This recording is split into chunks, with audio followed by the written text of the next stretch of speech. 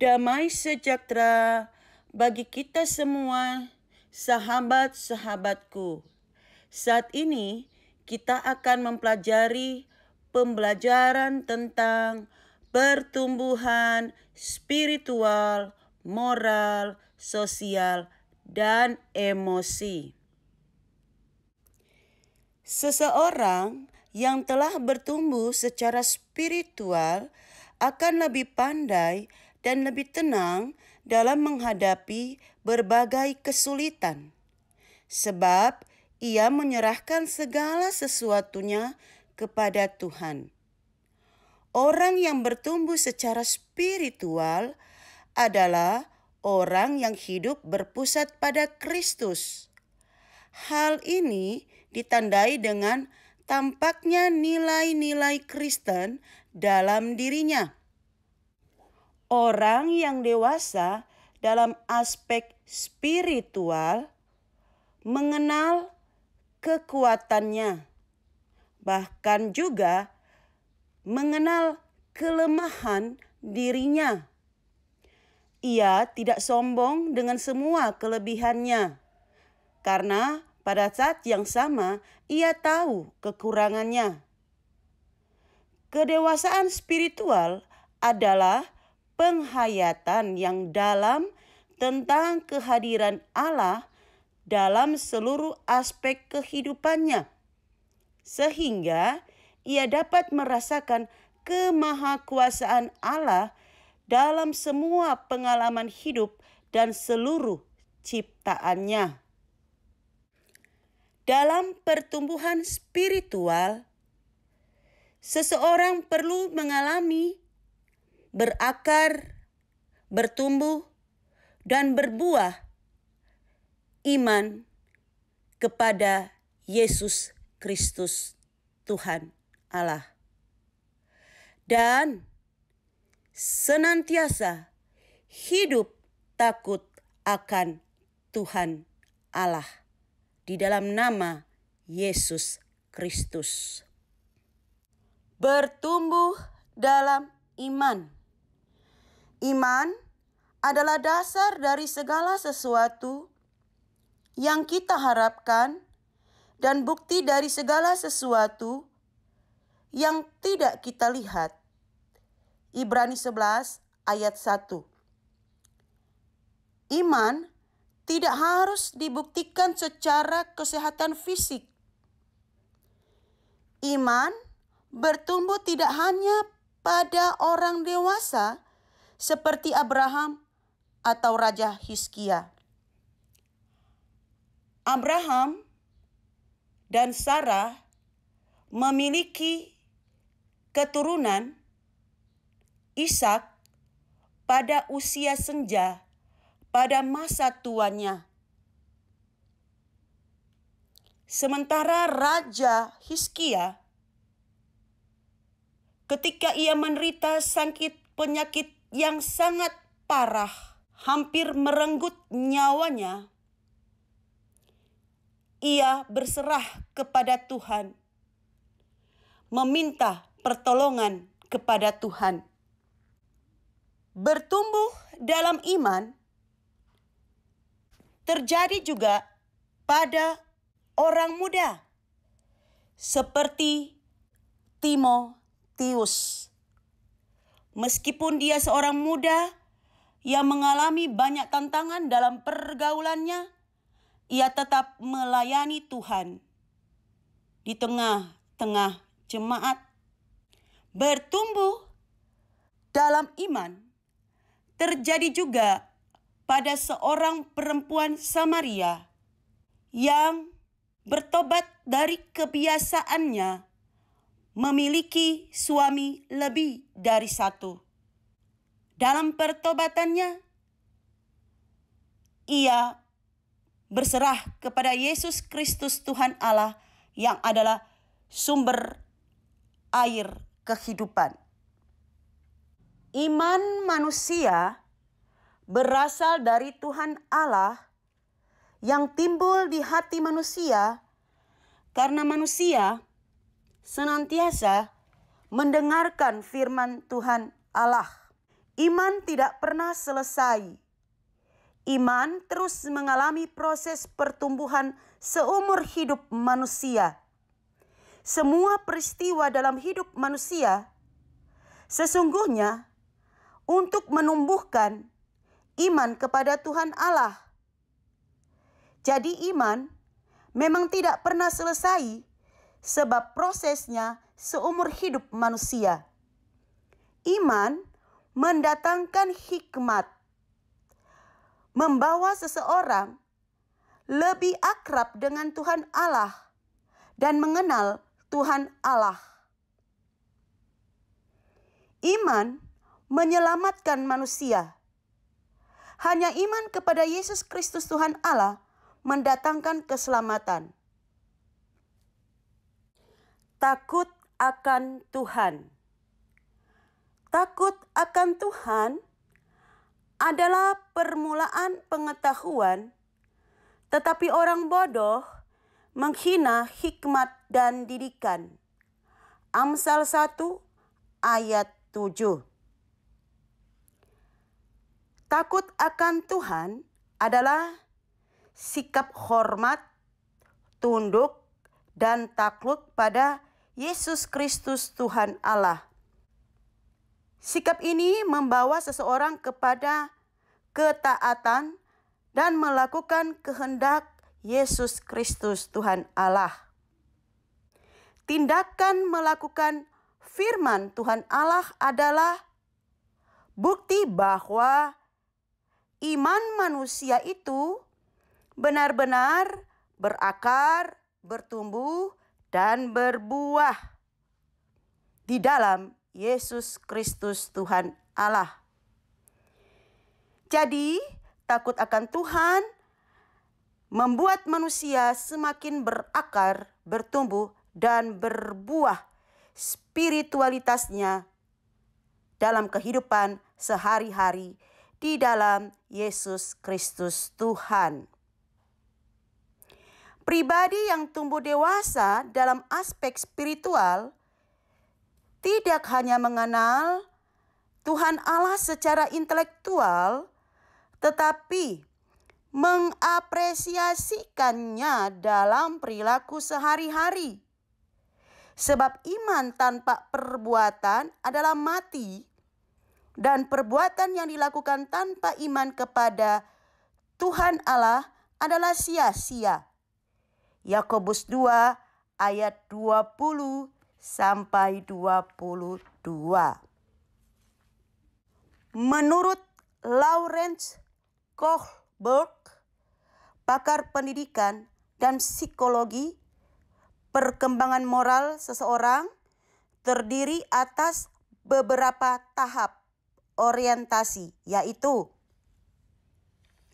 hukum dan pahala, menyenangkan pihak lain,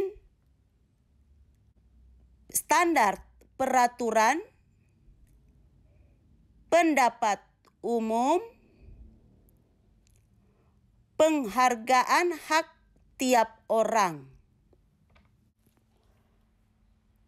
Seiring manusia bertambah usia dan pengalaman rohani, pertumbuhan moral seseorang akan lebih baik. Standar moral yang tinggi diperlihatkan oleh orang yang peduli terhadap orang lain. Saat akan melakukan sesuatu, ia mempertimbangkan dampaknya bagi orang lain. Allah memberikan 10 hukum kepada bangsa Israel agar menjadi standar hidup umatnya. Keluaran 20 ayat 1 sampai 17.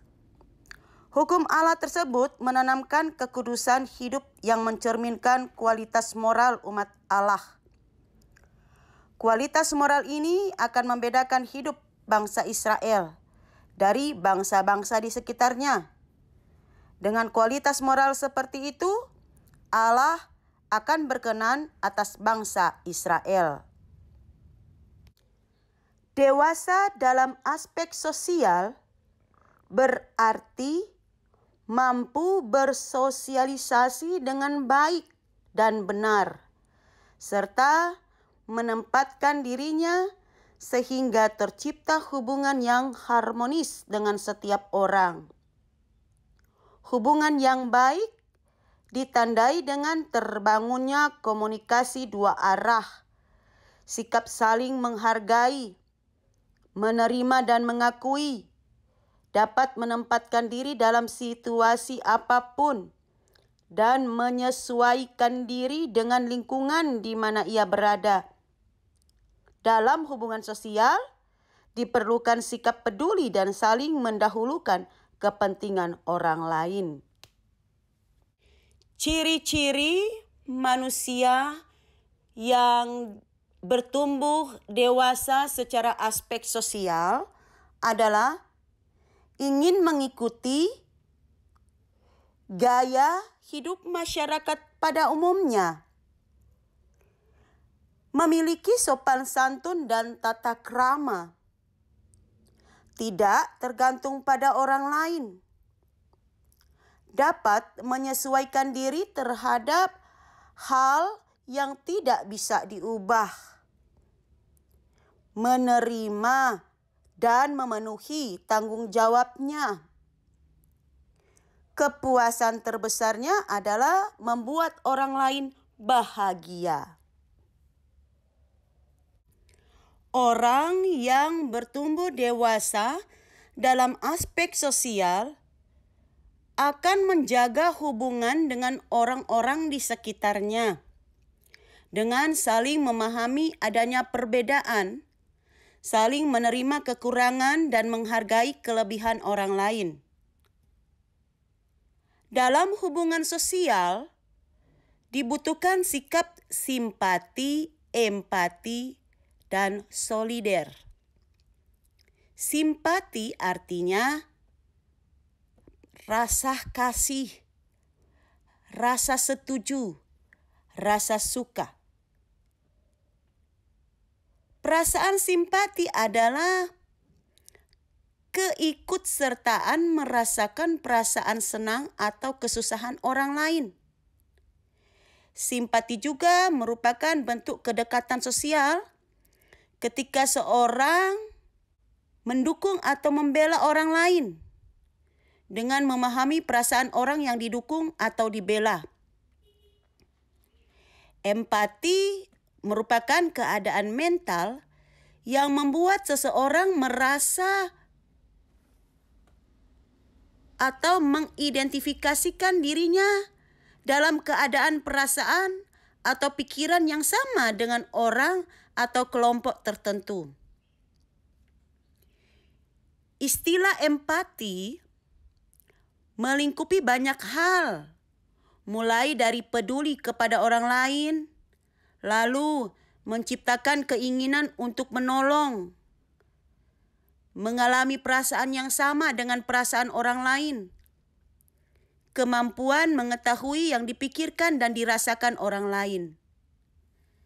Tetapi empati bukanlah rasa kasihan, sedangkan solider adalah sifat satu rasa senasib atau perasaan setia kawan. Sikap-sikap inilah yang akan mendorong lahirnya rasa toleransi dalam hidup bersama orang lain. Yesus Kristus Tuhan Allah mengajar kita untuk mengasihi sesama manusia seperti diri sendiri. Dalam Perjanjian Lama, ada kisah persahabatan Yonatan dan Daud. Sangat tulus dan dapat dijadikan teladan. Mereka saling mengasihi tanpa memperdulikan perbedaan latar belakang. Kasih adalah prinsip utama dalam bersosialisasi dengan orang lain, sehingga kita dapat berbagi, menerima, menghargai, dan membangun satu dengan yang lainnya. Tabib Yunani Hippocrates. Dalam pengobatannya, ia menemukan 4 temperamen, yaitu temperamen kolerik, temperamen sanguin, temperamen flegmatik, temperamen melankolik. Orang yang bertemperamen kolerik, ciri-cirinya adalah selalu berpikir positif, fokus pada tujuan, pantang menyerah, selalu bersemangat, berani dan bertanggung jawab, serius tapi ceria dan luwes. Orang yang bertemperamen sanguin, ciri-cirinya adalah kreatif, senang menghibur, dan suka bercerita apa saja, termasuk rahasia orang lain dan rahasia pribadinya. Ia sangat dinanti-nantikan oleh teman-temannya, dan teman-temannya menjadi tempat perlindungan baginya. Ia akan merasa kesepian tanpa teman-temannya. Tanpa teman-temannya, ia tidak punya keberanian. Ia suka menyalahkan orang lain dan senang bersandiwara. Orang yang bertemperamen flegmatik, ciri-cirinya adalah pasif. Wajahnya tanpa ekspresi, santai dan tenang, pendiam dan sabar, bisa menyimpan rahasia orang lain. Tetapi kadangkala dia menjadikan masalah orang lain sebagai bahan lelucon, candaan, suka mengkritik dan menilai buruk orang lain.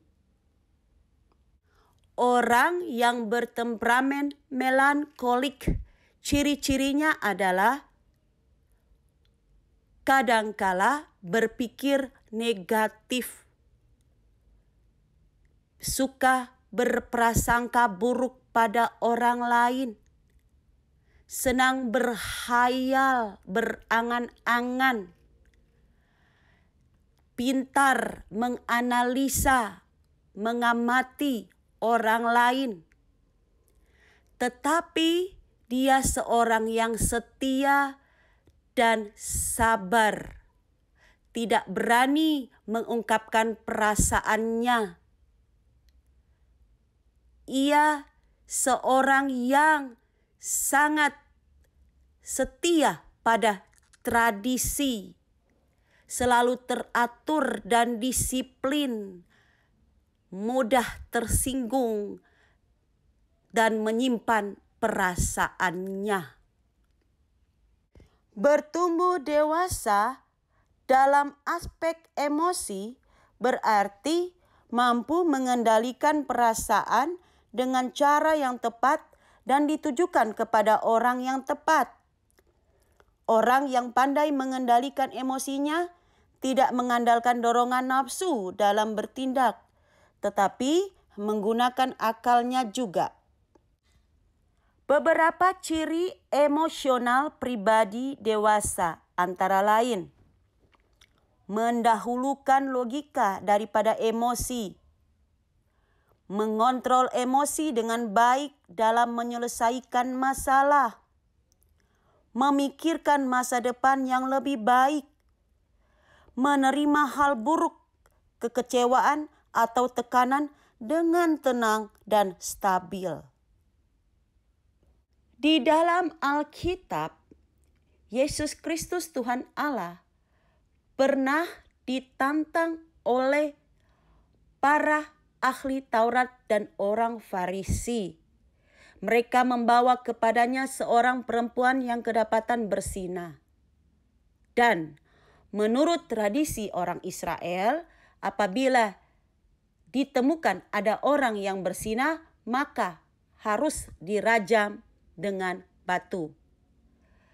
Tetapi pada waktu itu adalah masa pemerintahan Imperium Romawi. Dan orang Romawi akan menghukum mati orang-orang yang merajam orang lain dengan batu. Mereka hendak mencobai dan menjebak Yesus. Tetapi Yesus berkata, barang siapa di antara kalian yang tidak berbuat dosa, berbuat kejahatan, orang itulah yang boleh pertama kali merajam orang ini dengan batu. Tetapi orang-orang Israel itu tidak berani merajam orang ini dengan batu karena pada masa itu adalah pemerintahan Imperium Romawi. Dan Yesus Kristus berkata kepada perempuan itu, "Aku pun tidak menghukum engkau. Pergilah dan jangan berbuat dosa lagi mulai sekarang." Yohanes 8 ayat 11. Yesus Kristus Tuhan Allah ketika berada di tengah-tengah manusia, dia benar-benar menjadi manusia. Ia juga memiliki perasaan atau emosi. Meskipun seringkali ia dicobai dan hendak dijebak oleh para ahli Taurat dan orang Farisi, tetapi ia mampu mengendalikan emosinya. Ia tidak mudah murka kepada mereka, melainkan tetap sabar mengajar mereka. Akan tetapi, ketika Yesus berkunjung ke Bait Allah, ia menjumpai orang-orang sedang mengotori Bait Allah. Di sana mereka berdagang mencari keuntungan. Sehingga Allah Bapa yang ada di dalam Yesus Kristus itu murka. Lalu Yesus Kristus menghajar mereka dengan rotan, mengusir mereka, dan merusak semua dagangan mereka. Yesus Kristus Tuhan Allah menunjukkan perasaan sedih ketika ia mendengar bahwa Lazarus, saudara Marta dan Maria, telah mati. Maka ia berkunjung untuk menghibur Maria dan Marta. Tetapi ketika Yesus Kristus Tuhan Allah berada di sekitar kuburan Lazarus, menangislah dia. Kisah yang terdapat dalam Injil Matius 21 ayat 12 sampai 17 dan Injil Yohanes pasal 11 hendak menunjukkan bahwa Tuhan Allah di dalam nama Yesus Kristus benar-benar menjadi manusia yang mempunyai perasaan. Ia menunjukkan emosinya pada saat yang tepat, pada tempat yang tepat, dan pada orang yang tepat.